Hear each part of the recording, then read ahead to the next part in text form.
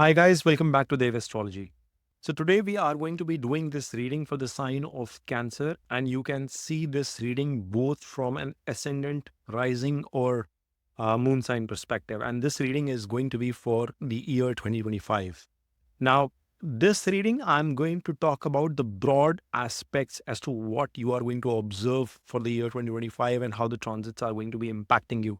And guys, 2025 is a remarkable year when it comes to transits. We are seeing some major transits that are going to happen in this year, starting with movement of Jupiter, which is going to transit from Taurus sign into the sign of Gemini, and then it is going to be moving into your own sign of Cancer into its exaltation. You are also going to witness the major transit of Saturn's transit is going to happen in the sign of Pisces, and then third transit is going to be that of Rahu and Ketu, the north node and the south node, which is going to happen with Rahu moving into sign of Aquarius while Ketu moving into your sign of Leo.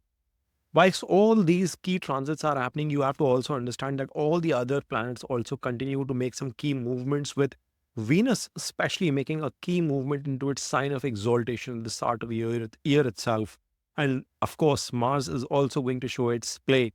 After all, it's the year of number 9. So Mars is going to have its play as well. It is currently in sign of debilitation in Cancer. It is going to be moving into its retrograded state back to Gemini, then comes back to Cancer once it gets progressive, and then further moves ahead into the sign of Leo as we proceed ahead with the year. But without further ado, guys, let's try and understand that what's happening at the start of the month in 2025, in Jan 2025 itself, where you see that Venus is being the lord of your 11th house and your 4th house, is going to be coming into the sign of exaltation in your 9,000 Pisces. And that is beautiful because here Venus is coming into its sign of exaltation in your house of fortune, where you already have Rahu sitting in, and it is going to form a conjunction with Rahu for roughly around 110 days. This is very important, guys, because for you, Cancerians, and again, I repeat, watch it both from a moon as well as ascendant perspective, rising perspective. Your 11th lord is going 11 places away from itself, Pavam concept coming into play. So gains are definitely bound to come during this period, and not normal gains, guys. We are expecting some big gains coming in for you Cancerians during this period as it traverses 11 places away from itself. Once it does that, you will see that the destiny, fortune in itself will start favoring the brave. You are going to find a lot of things, pieces of the puzzle falling in place for you once Venus is exalted in this house. Suddenly, your ninth house gets illuminated. And Rahu has already been placed there with Ketu bang opposite to it. It's critical for you to understand the lord of this house, which is Jupiter, as well as the lord of your sixth, is currently sitting in your 11th house. And now the 11th lord is going to be coming in a Parivartan Yoga and be established in the ninth house itself. So somewhere or the other, all things that have been stuck for you, desires that you've been chasing for a while, goals that you've set for yourself, and you've not been able to accomplish for any reasons, they are bound to come to fruition. And I'm very positive about this movement for you folks. I see Cancerians as I'm doing readings for all the zodiacs one by one. I'm pretty excited as I see this movement for you folks. And more so, my parents have this sign, so I'm very excited for them. So hopefully things are going to work out in the right direction for you folks here.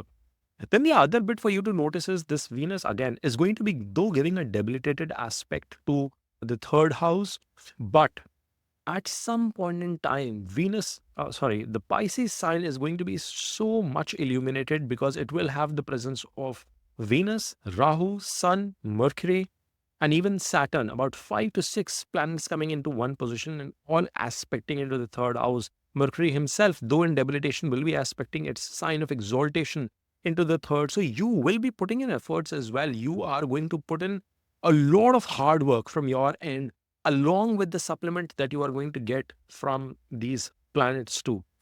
At any point in time, though, guys, if you feel lethargic, if you feel like dropping the ball, I would urge you to please understand that the stars are aligning for your success. And you have to put in the right efforts to bring that to fruition as well. Because you can have a food on the table, but you have to use your own spoon, your hands and fingers to actually lift it up and bring it to your mouth. So you can take a horse to the well, but you can't make him drink water, right? That's what I'm trying to tell you, guys. You have to put in those efforts to make sure that whatever energies you are getting aligned in terms of your favor, your destiny, you utilize them to the fullest as well. Now, this Venus is also the Lord of Sport coming in, setting into ninth. I think you could find some very fortunate success with respect to any kind of acquisitions you make, any kind of addition that you make in terms of your assets as well. I may not be surprised if many of you find some good movement happening for your mothers. There could be a very positive, sensitive movement that might be coming in. However, some bit of health check concern can be in place. Keep that in mind too.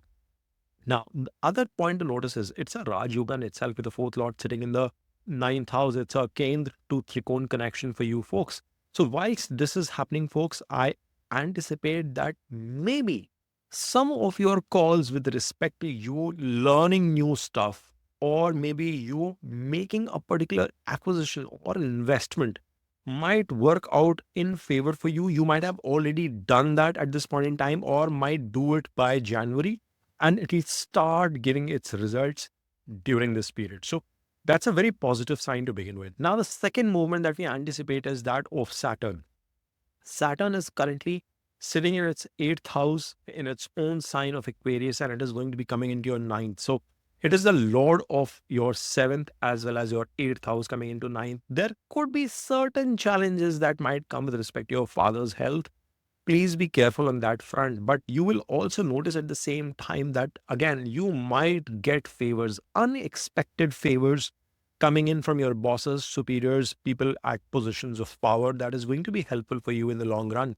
Many of you might also be pushing forward for marriages during this point in time, or you might try to bring marriage to fruition through your own efforts.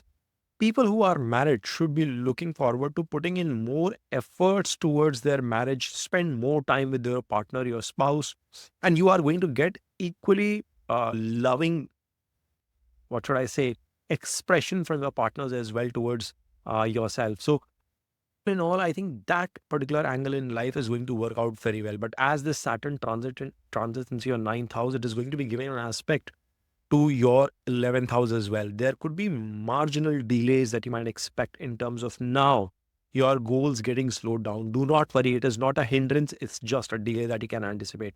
Remember, Jupiter is going to still be positioned here in the same place itself, and it is going to be aspecting your third house, your seventh house, as well as your fifth house. So, all aspects with respect to you putting in the right efforts, with you bringing in the right strategies when it comes to investment, or you investing your own energies towards your loved one, towards your spouse, towards your partner, or your romances in general are going to be positive. But that romance translating into marriage, or that romance translating into the next level that you anticipate, might see some slow pace coming in. It is not a denial, it's just a delay that happens. Now, the Saturn is also going to be giving an aspect to your third house. It is going to push you to work hard. Any kind of lazy attitude that you've had, I think it is a time that you will have to shun that, and you will have to push yourself, your boundaries in those areas. In fact, your partner could be putting in effort along with you with some of the mutual goals that you might decide, and that's a very good sign. I also anticipate this is a period where you guys might trigger yourself to take some sort of journeys, maybe long or short, depending on how it works out for you in your natal chart as well. If your charts are aligning with respect to that, of course, I keep on repeating, transit is at max 10 to 20, 30% of impact. Majorly, it is what your natal chart is predicting.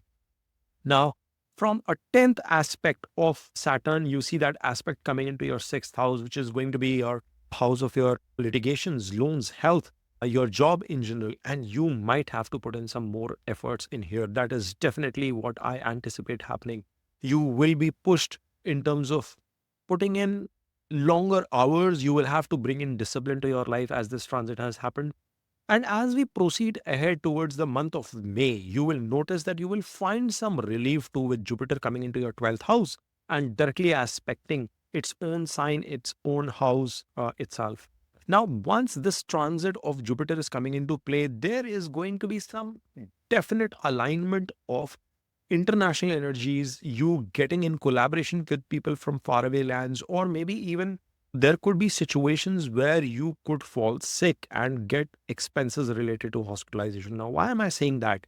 Because 14 days later, at the end of the month of May, you also observe that Ketu is going to be transiting into your second house. Your savings are going to decline. They are going to reduce considerably. And Rahu is going to be coming into its own sign in the 8th house in Aquarius, from where it will be in trine aspect with Jupiter.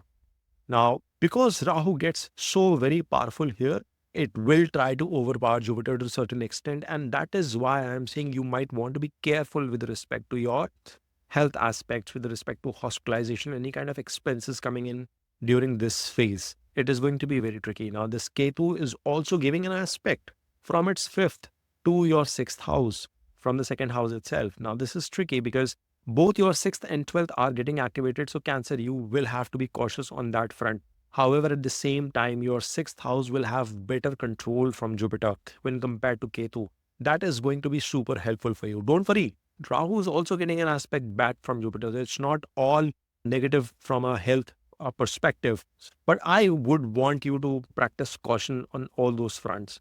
With respect to your sixth house, if you are practicing good health regimen, I think you will be in deep control and you will be able to overcome any kind of litigations, challenges coming in your way. If you've been struggling with some sort of court cases and stuff, you might be able to find respite during this phase itself. Now, this is so interesting in here because Jupiter is getting into an Atichari movement, which means a very fast paced, high speed motion coming into play. Jupiter typically takes 1 year to stay within a zodiac sign. But in this case, during these periods, what we are observing is that Jupiter is rushing to move into its sign of exaltation, which is your Lagna. But before that happens, guys, why is this transit and movement of Rahu and Ketu has occurred? This Rahu, not only it aspects your 12th house, it will be aspecting your second, and then it will be aspecting your 4th house as well. So I anticipate some of you making in certain expensive acquisitions if it has not been done in the first stage itself when Rahu was in conjunction with your Venus. I anticipate in the second half you will definitely end up doing that because Venus would also be aspecting its own house at some point in time when it gets into Aries. So you have to be mindful of all that aspect. Now, last but not the least, as we are moving into the next stage, we observe that Jupiter is coming into its sign of exaltation in your Lagna at around 18th, 15th or 18th of October in 2025. It's the later half of the year, but you see how fast this movement of Jupiter is. Once this transit is happening, now Jupiter is in sign of exaltation. You will be brimming with confidence, energy, knowledge, and I'm pretty sure you will be acquiring a lot of knowledge as well. Remember, this Jupiter is the Lord of your sixth and your ninth. So your Bhagya Lord, your Fortune Lord is coming into your Lagna and it is now aspecting your fifth, seventh, and ninth. It is going to be such a remarkable period for your relationships, for your married relationship in general, even though if it is a debilitated aspect to your seventh house, your seventh lord is sitting in the ninth house and it is making things so very comfortable there. And it is getting an aspect from Jupiter as well. Jupiter is going to be aspecting that Saturn from its ninth aspect. And from its fifth aspect, it is going to evolve your relationships into the sign of Scorpio. There will be some sort of transformation in your romance. You are going to come out brimming in a different fashion in this year.